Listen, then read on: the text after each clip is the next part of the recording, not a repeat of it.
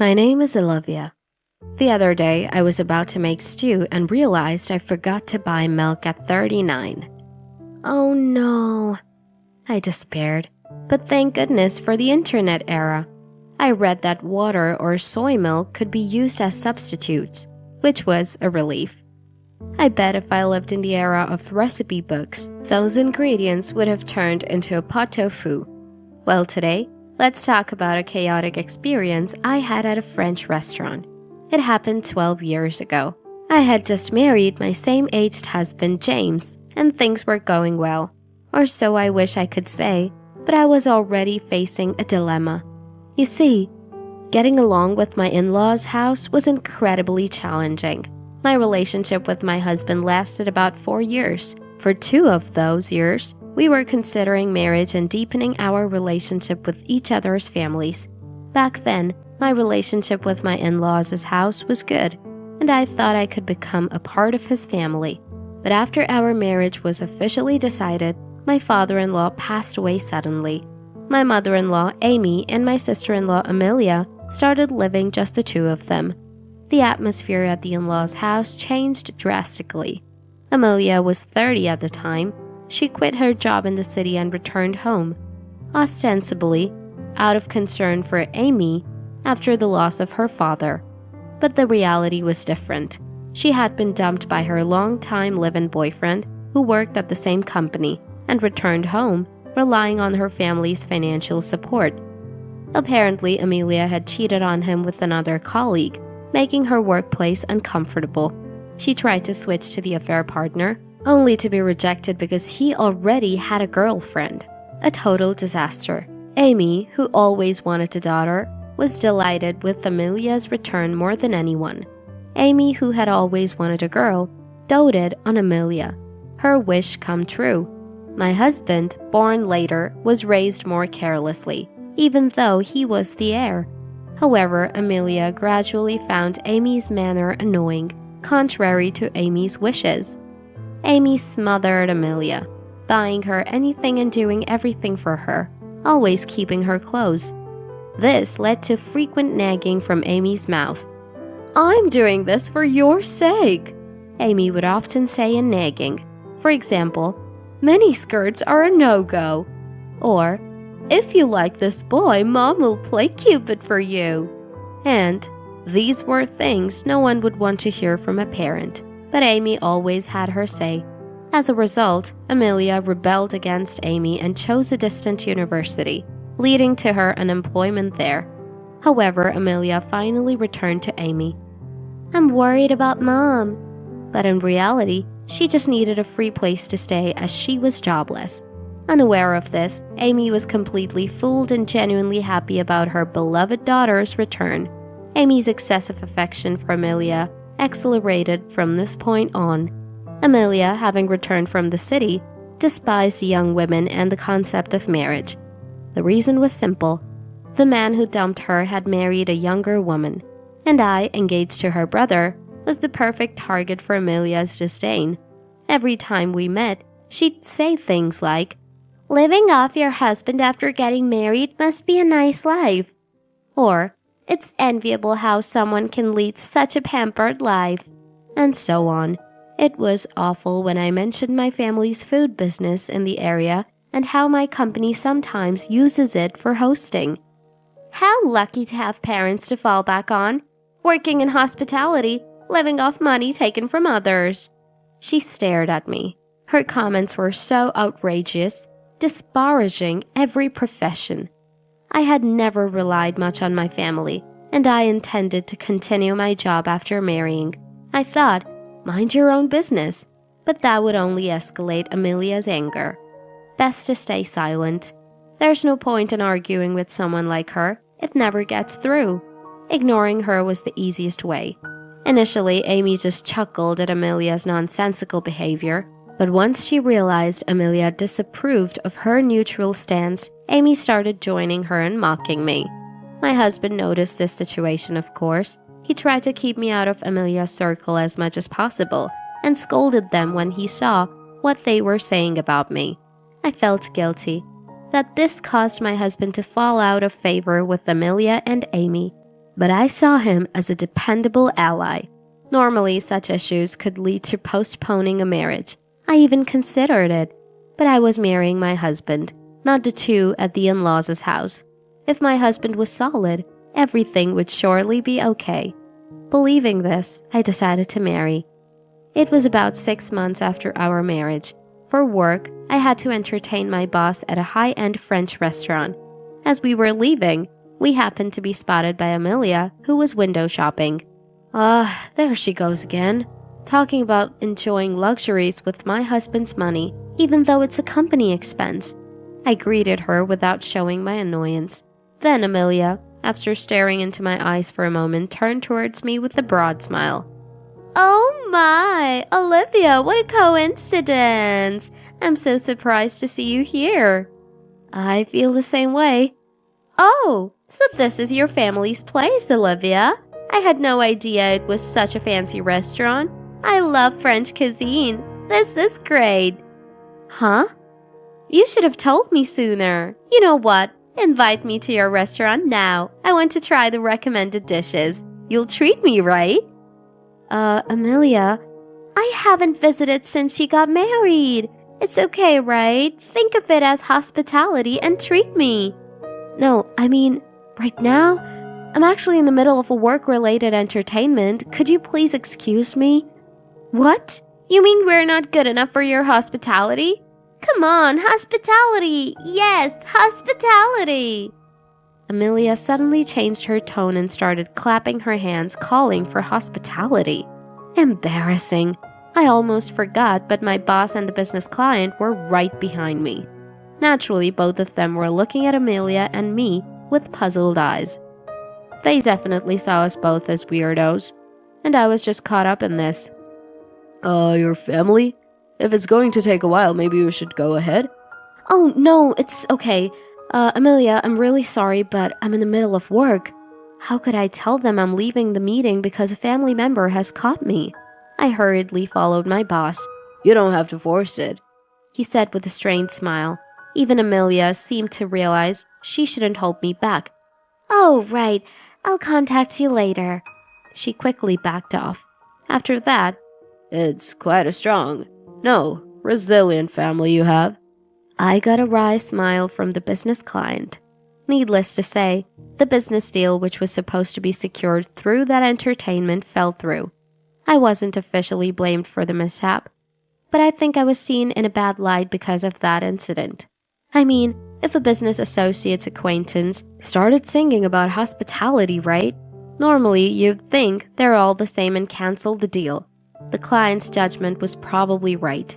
My boss also said, "Don't get excited with personal acquaintances during important business entertainment. Have you become careless since you got married?" I was scolded and my reputation suffered because of Amelia.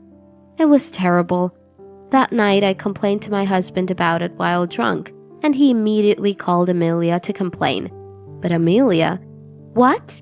I left in the middle of it, didn't I? If the business didn't go through, it's Olivia's lack of ability," retorted. "Depending on your husband's income like a temporary employee, it's obvious to everyone. You probably can't work well. That's why it happened. You better not quit your job." Without mentioning her own immediate resignation after an affair at work, she just ranted. Furious at her unbearable insults, my husband exploded. "Cool your head, you idiot!" He hung up the phone with an intensity I'd never seen before, even throwing the receiver onto the sofa. I think in his mind, he was throwing it at Amelia. It was such rough treatment, not typical of my husband. But I guess he was frustrated with Amelia's self-centered way of thinking, so unlike his own. 3 days later, on a day off when my husband and I were relaxing at home, Amelia and Amy suddenly showed up. "Holding your face to show up here?" My husband exploded with anger, but I calmed him down. "What brings you here?" I asked Amelia. "It's already lunchtime, right? I thought we could all have a meal together." Her voice, as cloyingly sweet as if it had a heart mark at the end, only gave me a bad feeling. My husband felt the same. "Just go with Mom. We don't need to join." I thought she would say it. No, it's more fun if we all eat together. Let's take this opportunity to go to Olivia's family's restaurant. I thought I'd say that. I really did say. Despite my husband shouting, they just remained defiant. It seems normal, like no or stop, just don't get through to these people. Sorry, but even if I invite you to my family's restaurant, I can't offer to treat you. What? Don't be so stingy. You are our family and, more importantly, my brother's wife. That means I'm in a higher position. You think you can defy me? Amy nodded in agreement. Of course. With Amelia's words. It's not like I'm asking you to treat me every day. I'm just saying it would be nice if you did it this one time. Not doing so is like discriminating against your in-laws. Olivia looks down on us. She doesn't consider us family. That's why she can do such things. If that's what you think, Olivia, if you won't treat us, then get a divorce. Amelia's nonsensical logic left us speechless. What? My husband and I exclaimed in unison. Are you kidding me? What are you talking about? My husband almost lunged at Amelia in anger, so I hurriedly stopped him. I'm not kidding. If you can't treat us, then divorce. Your choice is to show us hospitality or to divorce. What will you do? Amelia waited for my response with a malicious grin, and Amy did the same. They didn't seem to think of stopping Amelia after all this. I'll show them just how ridiculous they are to the point of wanting to cry. All right, let's go.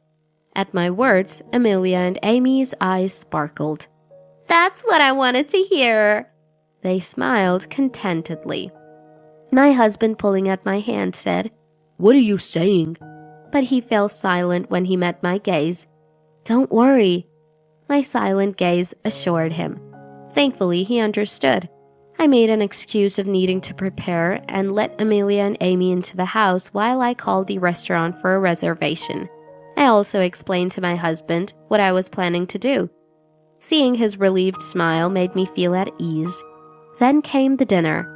Upon arriving at the restaurant, Wow, this is what the interior looks like. Amelia immediately started taking pictures of the interior, all high-spirited. Embarrassing, being watched by other customers, but I had to endure it. Please eat whatever you like. Amelia and Amy stared at the menu as if they were going to eat it. Hungry hyenas. This is a high-end French restaurant, remember? Or did they leave their manners back at their in-laws' house? I couldn't help but feel the stares from around us, but I had to bear it. Finally, Amelia declared, Let's order all the expensive stuff. They chose the most expensive items on the menu. Amelia and Amy devoured the food as if it was the most delicious thing they'd ever eaten. Olivia, this is amazing. Really delicious. Eating this for free. I want to come again. Right? I'll ask you next time, Olivia. They might as well have eaten the plates. They were so enthusiastic. Sure, I replied with a smile. Yay! Another treat of French cuisine. Lucky us. Amelia and Amy rejoiced. Go ahead, eat as much as you like, I encouraged them. Of course, Amelia responded with a thumbs up. My husband chuckled softly, trying to contain himself. What's so funny? Just enjoying how deliciously you're eating. Yes, it's tasty. Why don't you eat too? After all, Olivia is paying.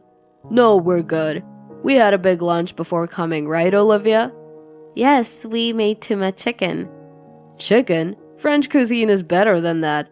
This is why you have poor taste. But it's fine. It's free. We'll enjoy ourselves. My husband barely suppressed another laugh. But this time, neither Amelia nor Amy noticed. Really, you're missing out. The truffles are amazing. Since it's free, let's have 2 more plates. Sounds great, Mom. They quickly ordered more, like champagne steamed abalone with white truffles, a dish costing around $120 per plate, sparingly served in a concave dish. The sauce used expensive lobster, adding luxury to the unnoticeable parts of the dish.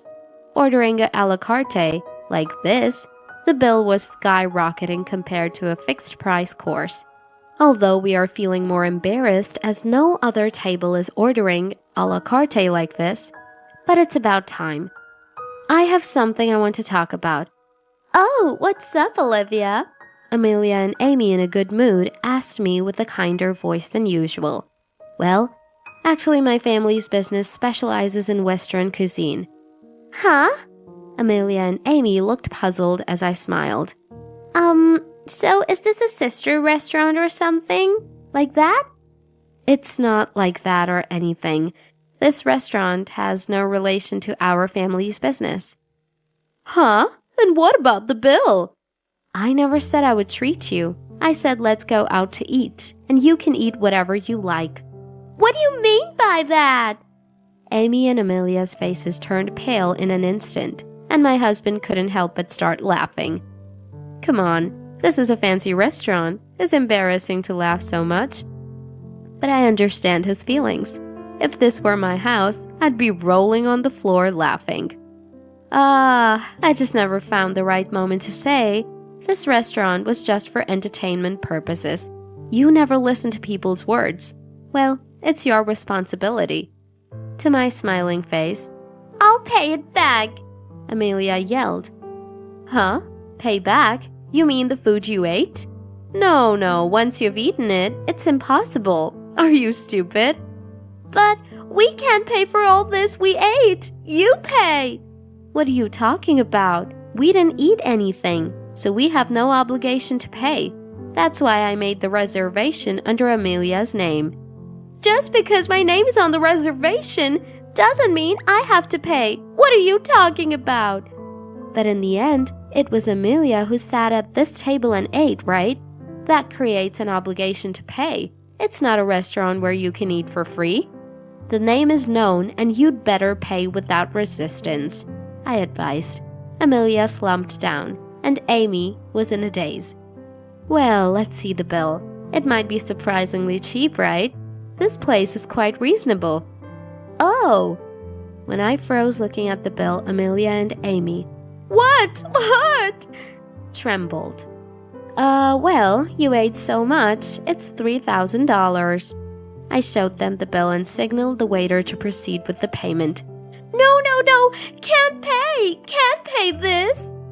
Please, Olivia, I apologize for everything up to now. Please forgive us. Amelia, in a frenzy, and Amy, with hands clasped in front of her face, pleaded desperately. Then the staff arrived and the payment process began. My husband and I stood up, preparing to leave. Wait! Don't run away!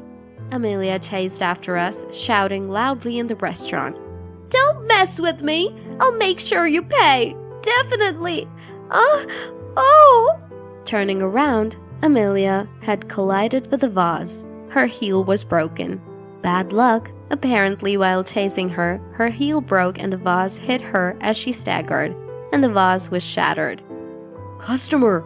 An employee approached her and hurriedly handed Amelia a towel. That's not nice! Are you hurt? My ankle scraped. What's with this place causing an injury? I'll sue. Well, about that, you need to compensate for the vase. Huh? This is a baccarat vase, a gift at our opening, worth $47,000. So what? You've been running around despite our staff trying to stop you. You have to pay the full amount. What? I'm sure you've had some alcohol, so if you don't pay, I'll call the police. What? Amy caught up and turned pale, seeing Amelia looking up at the sky, speechless. My husband and I left the restaurant laughing heartily. Actually, about that French restaurant, I told Amelia we had no connection, but it's owned by a friend of my dad who used to work at the same place. I've been going there since I was little and know the chef. It was also used for entertainment. It's delicious there, because I recommended it. I talked directly with the owner about bringing Amelia, and Amy anticipating potential trouble. But the owner was, "Go for it. Give them a taste of their own medicine, Olivia." The owner cheerfully agreed to lend me the restaurant. Honestly, if it had been under my name, They might have been forgiven for breaking the vase if it wasn't intentional, but it seems the owner had orchestrated the police threat behind the scenes, something I couldn't help but respect. With the owner's support, Amelia and Amy ended up owing $50,000, $3,000 for the food, and $47,000 for the vase. I ended up owing a total of $50,000 to that store. Why a debt? Because they couldn't pay immediately. Amelia was unemployed and Amy was living on a pension, so Amelia had to scramble to find a job. But she kept getting rejected in job interviews because she arrogantly explained her reason for leaving her last job as, "The place was too small for my capabilities." Because of this arrogant explanation, she was completely rejected. Well, she couldn't say she left because she was dumped after cheating, but still, she could have chosen her words better. Eventually, Amy had to work part-time, and Amelia did the housework, taking about 8 years to finally clear the debt. 8 years without finding a job for Amelia? I heard from a well-informed acquaintance. "She found a job once, but got involved with a married man there, and it went downhill." Amy finished paying off the debt from the French restaurant, but Amelia, even after 12 years, is now stuck in a hell of bail payments from a lawsuit and has returned to being unemployed. Since that incident, my husband almost cut ties with Amelia and Amy, only checking on their debt repayment. We didn't completely sever the relationship because they seemed genuinely remorseful and apologized at one point. Plus, they're still family. I helped in forgiving them initially. However, when Amelia showed up at our house after the lawsuit, "Dumped by a man, no job, need you to pay my bill," my husband was furious. I couldn't stop him, nor did I want to. So now we're estranged. It's fair considering what they did. Once is enough for such chances. Unrepentant people don't change. I think it turned out for the best. Since then, we've had 2 daughters. Our eldest, inspired by my dad's cooking, has dived into the culinary world, even asking for a kid's knife set for her birthday. My dad, "Since Olivia didn't take over the house, maybe she will," even jokes. She's surprisingly good at cooking for her age, even making carrot flowers, something I'm not great at. The younger daughter is the opposite, very clumsy but extremely good at sports, probably taking after my husband. Her only flaw is her short attention span. She was into dance but switched to skateboarding after watching the Olympics. I wonder what kind of adult she'll become. I'm excited to see. To build a happy home, I'm determined to make a nourishing dinner today. Oh no, I forgot to buy some ingredients again. Still a long way to go before becoming the perfect mom, I guess. "Get out of here, you useless thing." Even as I laid out all the evidence of John's infidelity on the table, his mother Emily just laughed triumphantly. Since I was the one who initiated the divorce, John should technically be the one getting dumped. Yet Emily, far from being apologetic, was rudely trying to kick me out. John, cornered, didn't say a word, his head bowed. I had no expectations left for Emily, who always saw me as an enemy and criticized everything I did, and for John, who not only tolerated but responded to her. "I'm moving out today." Emily seemed to hate me, her son's wife, more than she was upset about her son's infidelity. She never tried to reconcile. I went ahead with my moving plans as scheduled, revealing a final secret at the last moment. It was my ultimate revenge against Emily, who mockingly saw me off, and John, who never answered when it mattered. I am Emma. I turned 34 this year. Just a normal housewife who married a sincere man and had an average happy life. We hadn't had kids yet. Children are a gift from heaven. John used to say, so I didn't think much of it. We were a normal couple, but there was one problem that troubled me. It was about Emily. Emily lived close to us. Whenever she showed up around dinner time, I'd be rushed to prepare a meal. Despite eating everything, she constantly complained about the quantity and seasoning of the food. "I've come all this way. Don't you have the decency to serve me something nice?" "I'm sorry." Emily would come unannounced almost daily, and always say things like that. Despite my frustration with her remarks, I tried to avoid causing a scene. Moreover, Emily would often say, "When will you give me a grandchild?" She seemed to blame me. Perhaps because John is a year younger. Even though John and I agreed that children are a gift, Emily wouldn't listen when I explained. "Are you just saying that because you're hiding some flaw in yourself? That's too much." No matter what I say, she just keeps nagging me. It's getting nowhere. What used to be a few visits a month became more frequent and longer, becoming nothing but a pain for me. She negates everything I do every day, and I'm just exhausted. Always like this, and it's not good for me or your mother. Please stop her coming over unannounced. What's the big deal? We're family. Emma should rely more on our parents. Rely on them? They do nothing but complain. It just means they have high expectations of you. No matter how much I try to explain to John. They mean well. That's all he says. Even when I express my displeasure about them coming over without notice. But we're family. He never takes my side. Neither my husband nor Emily tries to see things from my perspective. I realize I'm the only one on my side in this house, and I stop relying on John. Then, one day, as I was returning from shopping, heavier bags in hand than usual, my steps were heavy. Thinking about the possibility of Emily's visit, I bought extra groceries, and the thought of preparing dinner was a burden. Without realizing, I sighed. What's with the gloom? Emily? What? Is it inconvenient for you that it's me? I looked up to see Emily, apparently having been waiting in front of the house, glaring at me with her arms crossed. Caught off guard by her even earlier arrival, I involuntarily frowned. She noticed and, narrowing her eyes in displeasure, said, "Do you hate it so much when I come?" "Well, I'm here because my son asked me to. Don't you think it's rude of you to act this way?" "What? What do you mean?" I was shocked by her words. When I asked what she meant, she said, "Emma wants Mom to come over. John told her so." I was speechless with John, who, instead of listening to me, had done the exact opposite. "If you feel that way, you don't have to come over forcibly." Well, what an attitude for me. Acting as if it's harassment when you were the one who wanted it. I couldn't say outright that I hadn't said such a thing, and even if I claimed John was lying, she wouldn't believe me. So, I just stayed silent, saying nothing. Even when John came home for dinner, Emily kept up her constant complaints about me. Can you believe it? I go out of my way to visit, and she sighs at me. Mom, deep down Emma's really happy about it. That can't be true. If that were the case, why would she try to discourage me from coming?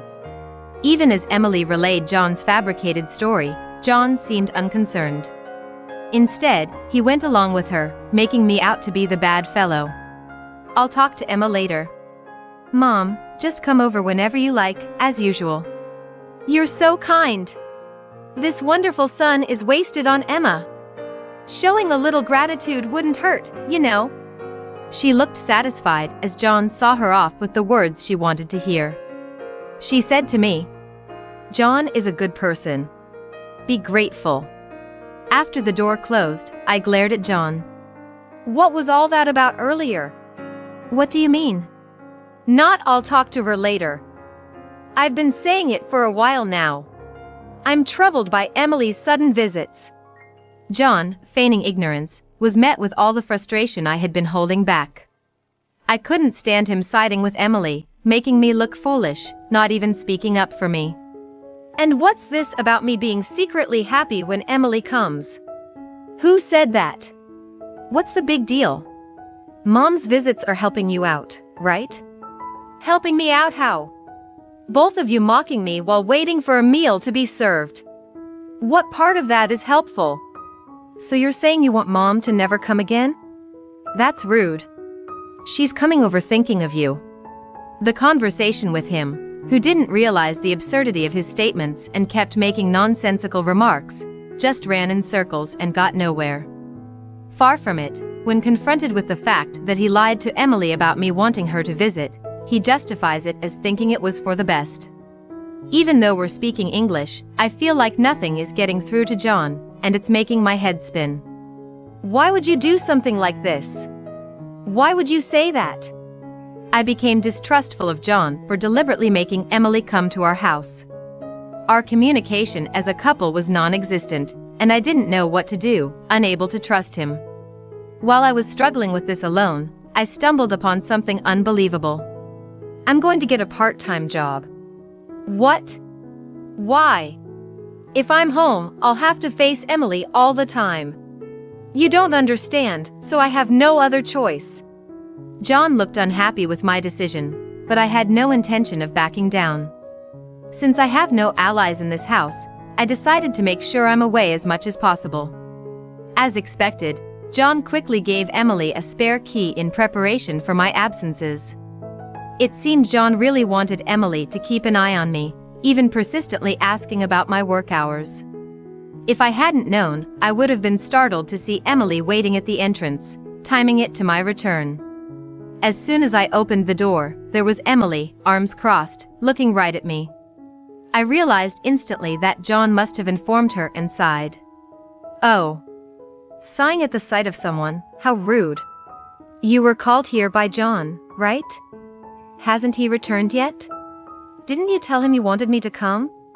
What's with that attitude? I didn't call for you. If this had been the old me, I would have just swallowed my dissatisfaction.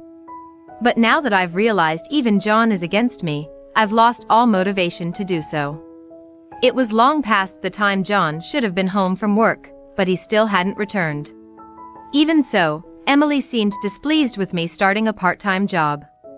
Don't use working as an excuse just because you can't have my grandchild. Please don't assume it's my fault we can't have children. There wasn't anything wrong in the tests. Who knows, maybe the tests just didn't show it. As usual, Emily was saying whatever she wanted in front of me. Even though I started a part-time job and began talking back, which only made Emily angrier, I didn't care what she thought anymore. The part-time job was more than just a way to not be at home. It started when I accidentally saw a woman's name in a notification on John's phone. Seeing that name, I understood everything. John was having Emily monitor me while he went off to cheat. He's probably not coming straight home now, but meeting her instead. I had a reason to be so sure. The name I saw belonged to his ex-girlfriend. I knew it through a mutual friend of ours, and Emily often compared me to her. Emily even bragged. We're still close. So, I clearly remembered her. From this person, there was a message with a heart. Thanks for Sunday. I want to see you again. He received a message with a heart emoji. Despite seeing that, I'm not so oblivious as to not notice anything. From the day I saw that, I decided to take revenge on the two of them. I planned to gather evidence using my own money. I could have used John's money, but I didn't want to rely on anything of his. Then, I found out I was pregnant. Although I hesitated, thinking the child was John's, the child was innocent. Confused, but thinking this way, I told John, and he said something hurtful. A child? Really? Yes, really. I've been to the doctor, there's no mistake. Is it really my child? What do you mean? Incredibly, upon hearing about my pregnancy, he doubted whether he was the father. How could he think I had the time for such things while being watched by Emily every day? Shocked and at a loss for words, John continued. You started a part-time job, right? Maybe you found some guy there. How dare he say that? Just because he's cheating, doesn't mean I am too. I wanted to say that but held back and just said, enough.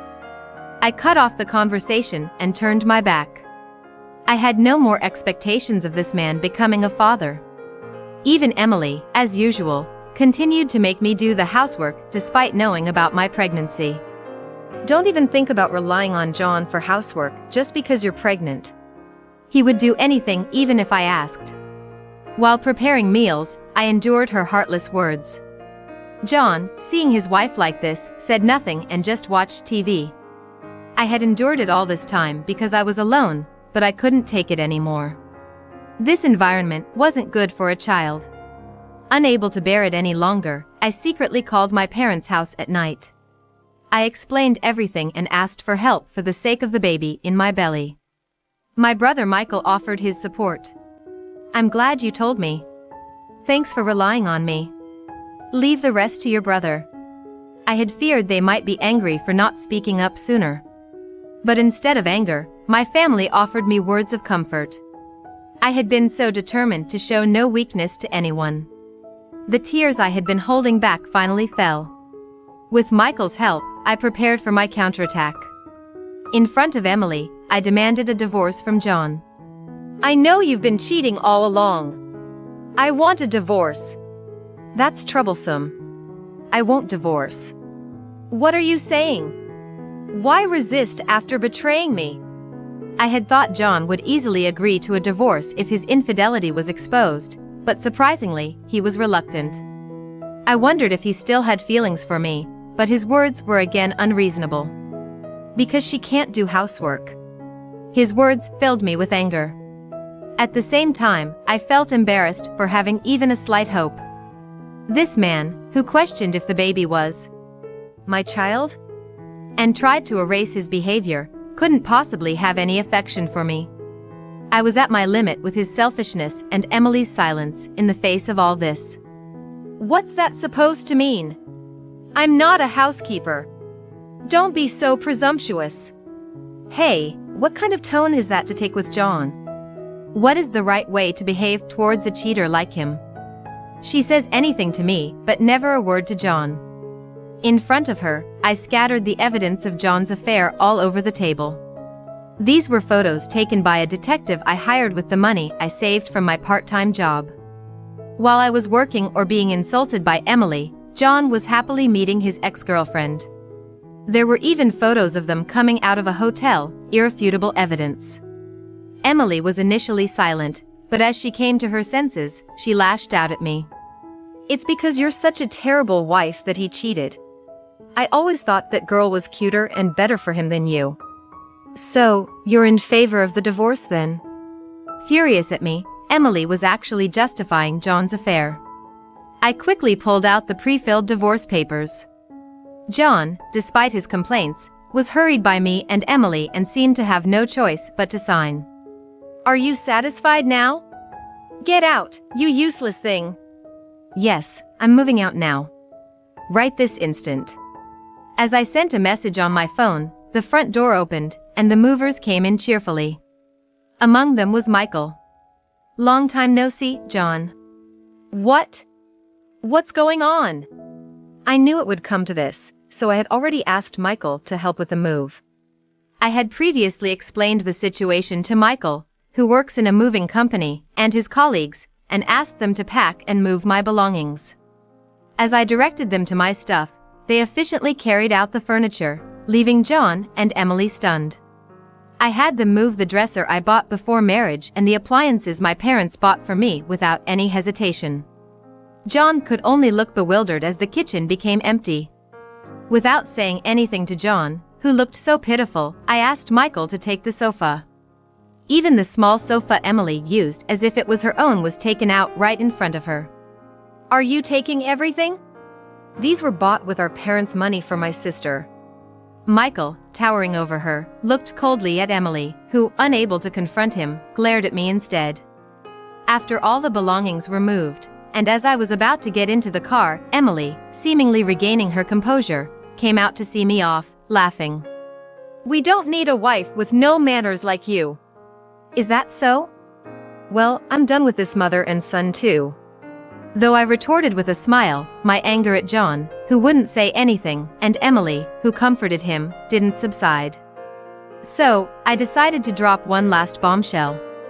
"Oh, by the way, Emily, do you know why John chose his ex-girlfriend as his affair partner? Obviously, she must be more capable than you. Turns out, she can't have children. That's why she was convenient for him."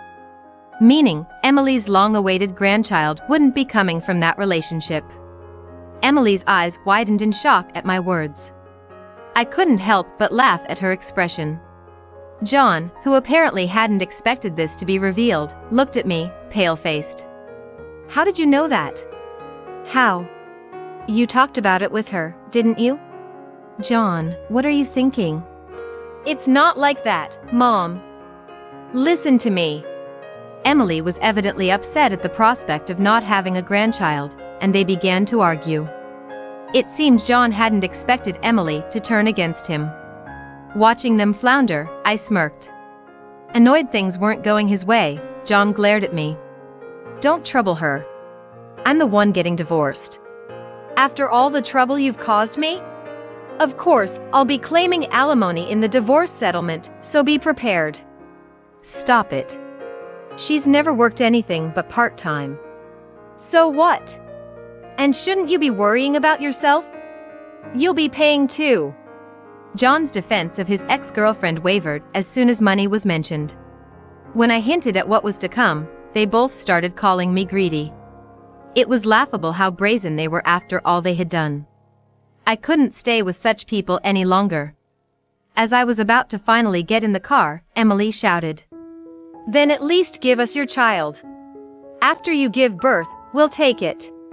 What kind of logic is that? It's our grandchild. I can't let a wife with such a terrible character raise it. Who knows what kind of adult they'll become? No way. If they're raised in this house, they'll end up like an adult who cheats. I laughed it off, and Emily, unable to retort, fell silent.